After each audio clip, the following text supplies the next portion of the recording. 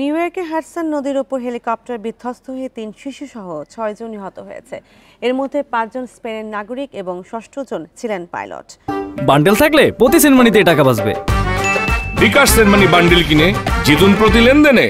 New York police জানায়, new জার্সির উপকূল ধরে যেতে জর্জ ওয়াশিংটন ব্রিজ এলাকায় বাঁক নেওয়ার পরে হেলিকপ্টারটি নিয়ন্ত্রণ হারিয়ে ফেলে। পরে দ্রুতই জরুরি সেবার কর্মীরা ঘটনাস্থলে পৌঁছায় এবং উদ্ধার অভিযান শুরু করে।